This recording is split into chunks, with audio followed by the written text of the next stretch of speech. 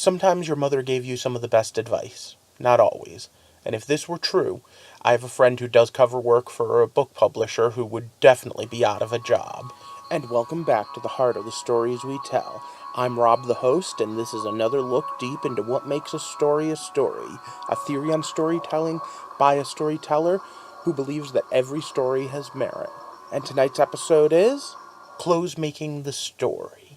Alright, so we've all been given lots of advice about not judging books by their covers, not accepting things at face value, that the way people dress doesn't really mean anything about them. And the reason we have to give that advice over and over and over again is we are predetermined to make decisions based on what people look like. And I don't even just mean racist, I mean that's part of it, but also the way people dress, the way they carry themselves. In fact, when you really look at it, as a race, we are predetermined to judge people in seconds, long before we actually get to know them. And sometimes we dress a certain way to make an impression. You've heard the phrase dress to impress, right? And of course, when we describe our characters or choose actors to portray our characters, that happens too.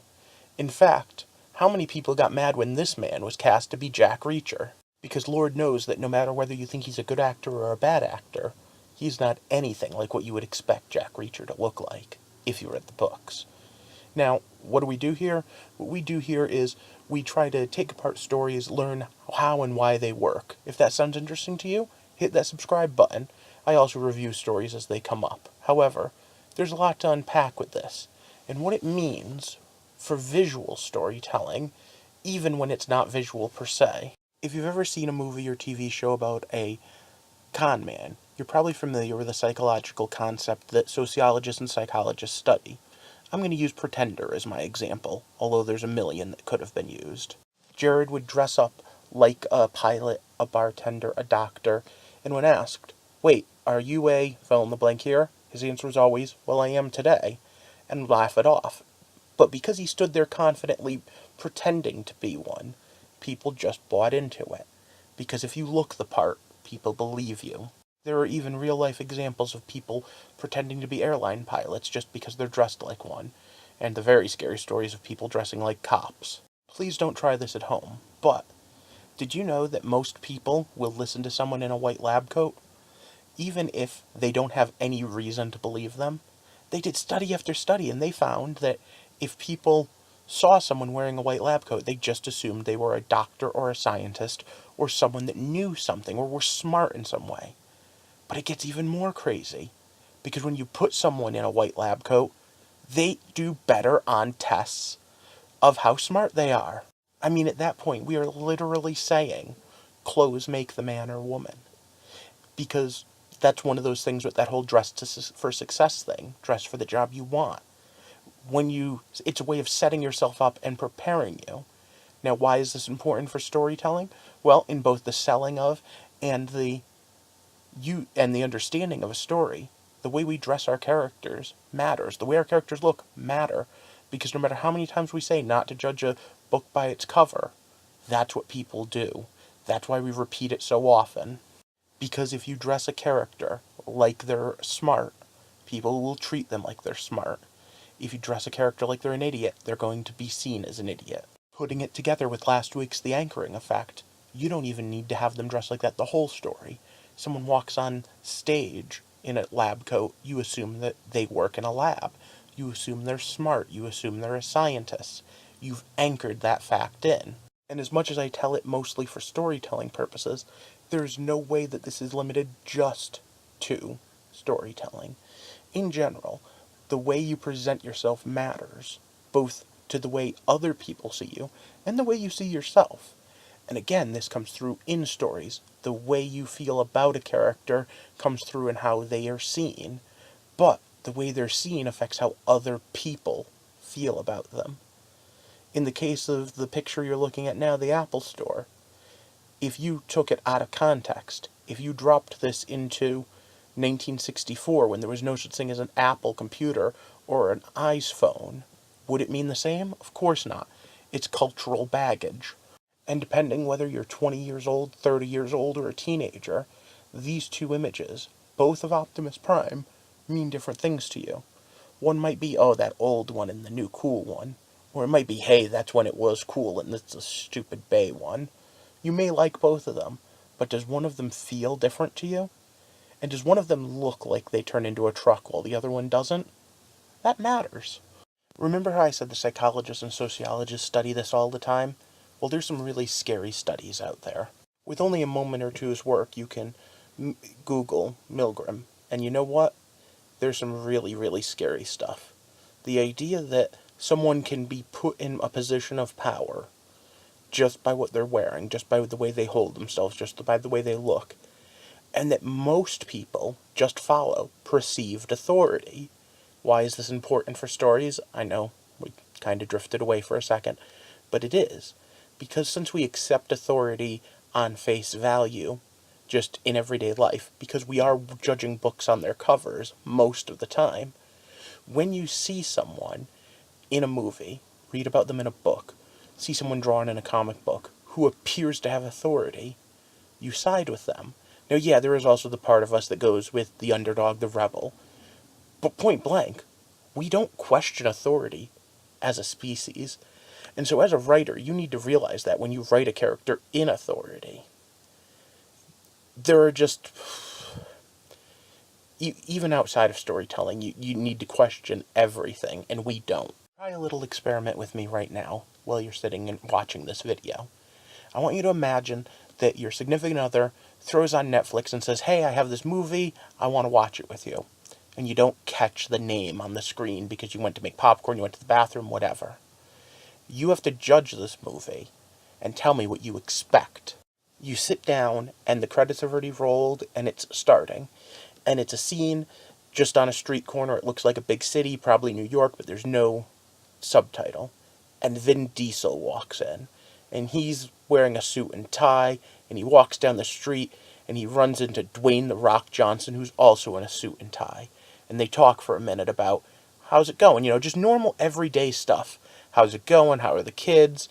But you can tell there's something going on underneath. As they walk off camera, the camera pans to the side and you see there's a homeless woman being played by Jennifer Garner, and she was watching and listening to the whole conversation. Now then, just based on that, based on those actors and that one very generic scene, what do you expect this movie to be about? What type of movie do you think it is? Pause this for a second and answer that for me in the comments. Don't submit it yet, though, because we're going to do this again, and I want your second answer as well. You back from the pause yet? Okay. Now, same scenario, you sit down, you miss the title card, you don't know what movie you're watching. All of a sudden, a man walks out on the street in a business suit. But it's this guy, James Hart. And the person he runs into is Matthew McConaughey. And they just have a normal conversation. In fact, it's the same words. Hey, how's it going? How's your wife? You could tell there's some sort of subtext to it. They know each other, but you don't know why. And after they have what seems like a perfectly normal conversation, they go their own ways. The camera pulls back, and there's a bag lady who's been watching. And it's this woman from Seinfeld. Same exact scene. Different actors and actress. What do you expect this time? How different of an expectation is this movie? Same set, same dialogue, basically same outfits, although obviously size different. How do you perceive what type of movie you just sat down, and how do you perceive it differently depending on the cast? I mean, seriously, line 1 is obviously some sort of action movie, and 2 is probably some sort of zany romantic comedy? Why? Because that's what those actors are known for? Have we never seen an actor jump out of their space and into something else? I mean, we saw Robin Williams go and play all sorts of serious roles. Dwayne "The Rock" Johnson isn't just an action star. Let's try this again, only a little shorter this time. There's a movie about corruption in the police force, and the one man who's the honest cop who's going to stand up to them, even though he doesn't know that when he gets in. If I tell you this is a Pauly Shore movie, what do you expect? Does Pauly Shore even make movies anymore? What if I tell you it's a Steven Seagal movie? Come to think of it, he doesn't make movies either, does he? But either way, the exact same premise, corrupt cop with one good cop, is obviously a comedy or an action movie, depending on which one of them stars. But realistically, it could be the same script. They're just actors playing roles.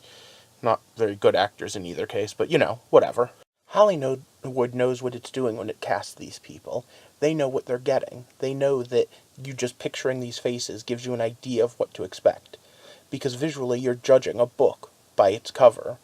But again, that's why books have covers, to judge them by, right? Next time someone walks on stage in a white lab coat, remember that's shorthand for this guy knows what he's doing, he's to be trusted.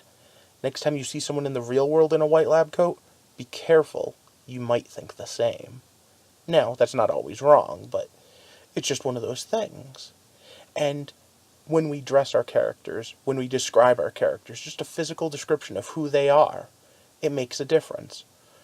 One of the things I did with the series a ways back called The Three Harrys was compare 3 characters I read about in books.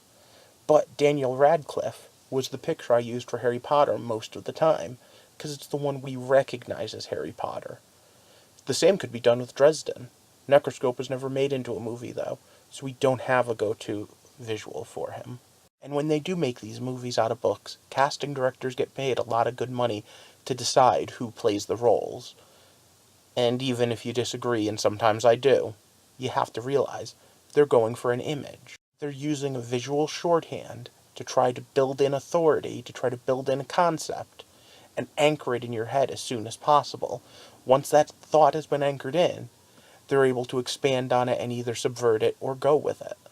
I'm not sure whether or not I'd like either one of the movies I described, because I didn't actually describe anything about that. But somehow in your mind, you started to make connections. Remember other movies these actors were in. Take a look at the scenery. Take a look at the lines. But none of it really matters because those actors kicked something over in your head. And for my writing friends out there, don't forget, next time you make up a character, maybe go against stereotype. Maybe go against that visual medium. Because sometimes, when you show one thing and tell another, you can have some very interesting dynamics. Do the clothes really make the man? Well, to a certain extent, yeah. But realistically, in the real world, once you get to know someone, they could be a completely different person than you expect. And it's the same with a good book, or a good comic book, or a good movie, or a good play. Once you get to know the characters, think about it this way. If you're introduced to the good and pure man for the first 2-3 minutes of the show, and then all of a sudden find out, wait, but he's cheating on his wife. Isn't that an interesting dynamic? Obviously, it's a facade he's putting on.